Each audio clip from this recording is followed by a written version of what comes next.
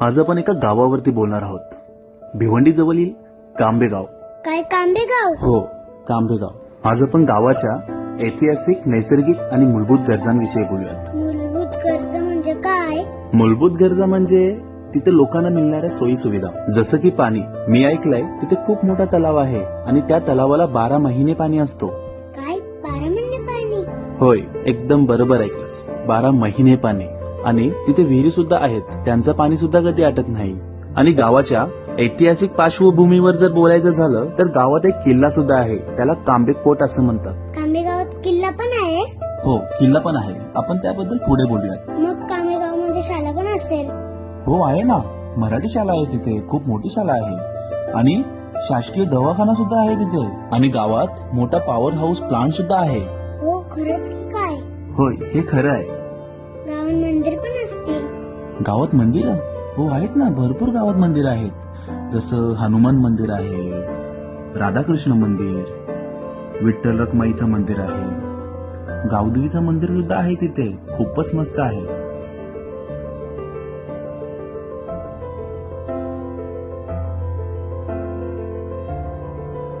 कांबेगाव मध्ये कोण राहतं? सामाजिक विविधता आणि सलोख्याबद्दल जर बोलायचं झालं तर गावात जसं आगरी समाज आहे, कोळी समाज, गवळी समाज, न्हावी, आदिवासी आणि बौद्ध समाज सुद्धा राहतात.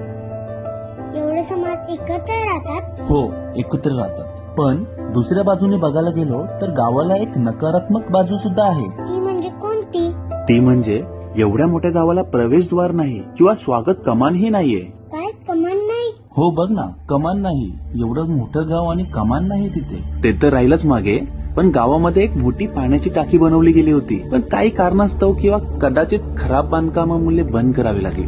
आणि ती टाकी आता अशीच पडून आहे. काय अशीच पडून आहे? हो, बघ ना, अशीच पडून आहे.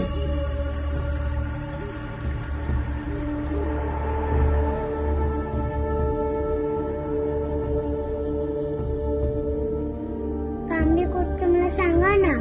कांबेकोट बद्दल जर सांगायचं झालं तर हा किल्ला 16व्या शतकात पोर्तुगीजांनी बांधलेला एक किल्ला आहे, जो कांबेकोट म्हणून ओळखला जातो. आणि हा किल्ला त्यांनी कामवारी नदी आणि उल्हास खाडीच्या व्यापारी मार्गावर लक्ष ठेवण्यासाठी बांधला होता. हा किल्ला खारबाव, पिंपलास, फिरिंगकोट आणि जुनांदुर्की यांसारख्या लहान किल्ल्यांच्या साखळीचा एक भाग होता, ज्याचा उपयोग मराठा आणि युरोपियन नौदलाच्या हालचालीवर नजर ठेवण्यासाठी केला जात असे. पण सध्या हा किल्ला बहुतेक ढासळलेला आहे. फक्त तटबंदीचे अवशेष, इमारतीचे वरांडे आणि 2 बुरुजांचे काही अंश शिल्लक आहेत. त्यालाची दुरवस्था झाली आहे, ते दुर्लक्षित आहे, गवत वाढले आहे आणि काही